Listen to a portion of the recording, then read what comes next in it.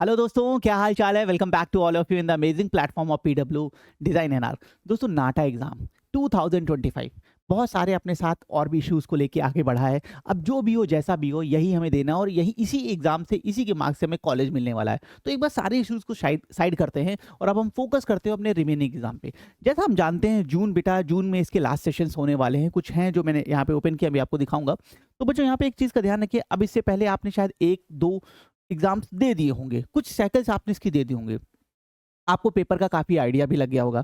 आपने यूट्यूब पे भी बहुत सारे वीडियो देखे होंगे, मैंने भी कुछ वीडियोस अपलोड किए हैं, मैराथन्स भी है और इंपॉर्टेंट क्वेश्चंस भी है, वो मैं अपलोड कर चुका हूँ। तो आपको क्वेश्चंस का काफ़ी आइडिया लग गया होगा। अब हमारे सामने चैलेंज क्या है, और एक बहुत हाई चांस है कि अगर आप नाटा का नेक्स्ट पेपर दे रहे हो बेटा, तो जेई में शायद आप बेस्ट अपनी जो आपकी एक्सपेक्टेशन थी उस रैंक को नहीं ला पाए हो। इस पॉइंट पे बच्चों मैं अब आपको इस एग्जाम पे गाइड करना चाहता हूं कि हमारे पास एक ही ऑप्शन है 2025 में।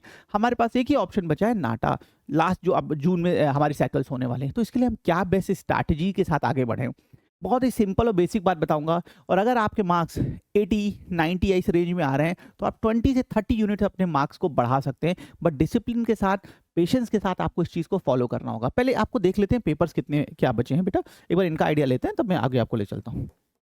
सर, वीक 1 में 6 को हमारा एक है फ्राइडे को जो होने वाला है, 7 को सैटरडे है। तो इस दिन ये आपको पता है फ्राइडे सैटरडे पेपर हो रहा नहीं होना। वीक 2 में हम आते हैं तो 13 और 14 फ्राइडे में से मॉर्निंग शिफ्ट होता है, आपको पता है, और सैटरडे में दोनों शिफ्ट होता है, वो दोनों शिफ्ट आपकी होने वाली हैं। तो यहाँ पे 2 डेट्स मिलने वाली है, यहाँ 2 डेट्स मिलने वाली है, यहाँ 2 डेट्स मिलने वाली हैं।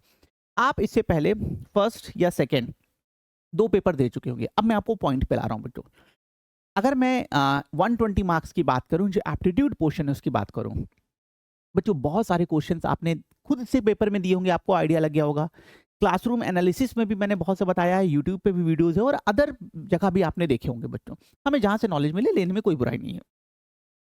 अब करना क्या है, पहले मैं पार्ट ए के बारे में बताता हूँ, जिसमें आपका मैथमेटिक्स का कुछ पोर्शन है, रीजनिंग का पोर्शन है, जी के करंट अफेयर का कुछ पोर्शन आपका आता है अवेयरनेस के साथ। ठीक है, जैसे मान लें आपने देखा कि मैंने क्लास में कराया, अदर टीचर्स ने भी कराया होगा कि ब्लड एंड रिलेशन के क्वेश्चन हर बार आ रहे हैं। तो आपको ब्लड एंड रिलेशन के टॉप 20 क्वेश्चन, 15 से 20 क्वेश्चन मोस्ट इंपॉर्टेंट, वो आपको कर लेने हैं।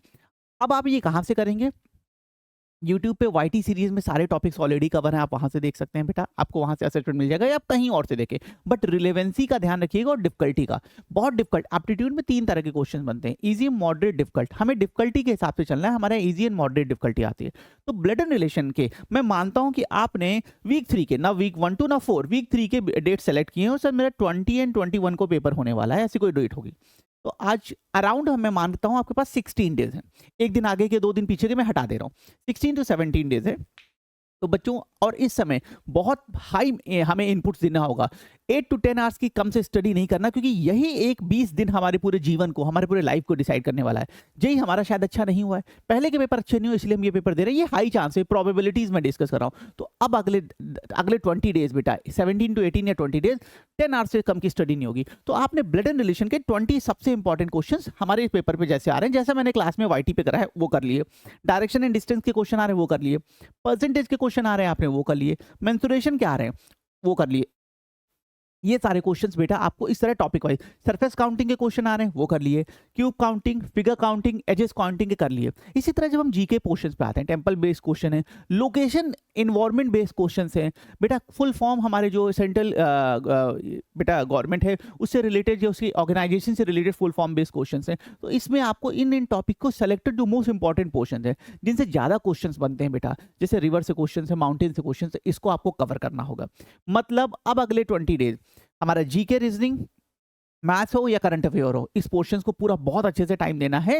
स्पेसिफिकली मैथ और रीजनिंग जो सॉलिड पार्ट है बेटा, जैसे जीके में थोड़ा एक बाउंड्री की कमी आ जाती है, इसको बहुत अच्छे से करना है। इसका तरीका मैंने बता दिया, कुछ नहीं, जैसे हमने आज उठाया सर हमें फिगर काउंटिंग करना है, तो काउंटिंग के 20 क्वेश्चंस लगा लिए। हमारे यहाँ पैरेललोग्राम के क्वेश्चंस, क्वाड्रिलेटरल के क्वेश्चंस, ट्रायंगल के क्वेश्चन ज़्यादा आते हैं, वैसे 20 क्वेश्चंस की प्रैक्टिस कर ली। क्लास के अलावा जो मैंने क्लास में कराया है या वाईटी पे जो सेशंस पढ़े हैं उसके अलावा।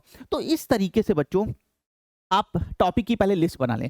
टॉपिक की लिस्ट कहाँ से बनेगी, जो मैंने वाईटी पे सेशन है बेटा, जिसमें मोस्ट इंपॉर्टेंट टॉपिक के क्वेश्चंस मैंने कराए हैं, अदर और भी टीचर्स हैं बेटा वाईटी पे जिन्होंने इसका एनालिसिस किया है, आप उनके देख लें। जिस टॉपिक को वो बता रहे हैं, मतलब तीनों जो कॉमन निकल रहा है, और आपने जो पेपर दिया, देखिए आप सब पढ़ने का टाइम नहीं है बच्चों, आपने जो पेपर दिया है आपके पेपर से जो टॉपिक से क्वेश्चंस आपको ध्यान है उनको उसमें 20-20 क्वेश्चंस कर लें। ये छोटी सी एक्सरसाइज ना कुछ नहीं तो बेटा आपके 20 से 30 मार्क्स तक बढ़ा सकती है और उसके साथ आपके कॉन्फिडेंस को बढ़ाएगी, और जैसे कॉन्फिडेंस बढ़ता है इन टर्म्स हमारा रिजल्ट भी इंप्रूव होता है। ये हमारा पार्ट हो गया यहाँ पे, ठीक है। मैथ्स में जैसे मैंने परसेंटेज, रेशियो, मेंसुरेशंस, इसके क्वेश्चन ज़्यादा है, आप इसे ज़्यादा फोकस करें। क्रिएटिव पोर्शंस पे आते हैं। क्रिएटिव पोर्शंस के क्वेश्चंस आपको पता है नेट पे भी है, वाईटी पे भी है बेटा, और आपने पेपर दिया तो आपको आइडिया होगा। उसी तरह के कॉमन क्वेश्चंस को फ्रेम, जैसे मान लीजिए क्वेश्चन आए, मैं एक एग्जांपल क्वेश्चन रख रहा हूँ। प्रो बैठा है नीचे प्लेटफॉर्म के सीन को, वहां पे ऐसा कुछ ड्रॉ करना है, ऐसा बनाना है, जैसे जेई में क्वेश्चंस। तो इसी तरह के एनिमल को बदल के, सिचुएशन को बदल के, कुछ इसी तरह के सराउंडिंग और डिफिकल्टी के क्वेश्चंस की ज्यादा से ज्यादा प्रैक्टिस करें। जो 80 मार्क्स का पोर्शन है उस पर ज्यादा से ज्यादा कमांड डेवलप करने की कोशिश करें। ओके, और एक और चीज, जब ये क्वेश्चंस की प्रैक्टिस कर रहे हो बच्चों, जब आप इन क्वेश्चंस की प्रैक्टिस कर रहे होइएगा तो टाइम बाउंडेड मैनर में करिएगा, क्योंकि अब ये नहीं है कि हम पहले एक्यूरेसी गेन करें फिर टाइम ना, कुछ नहीं बचे, बहुत कम दिन बचे हैं बेटा। तो with in a time bounded manner में करिएगा, ताकि दोनों फ्रंट पे, एक्यूरेसी और टाइम मैनेजमेंट दोनों पे हम इंप्रूव कर सकें बेटा, और आने वाले पेपर में बेस्ट कर सकें।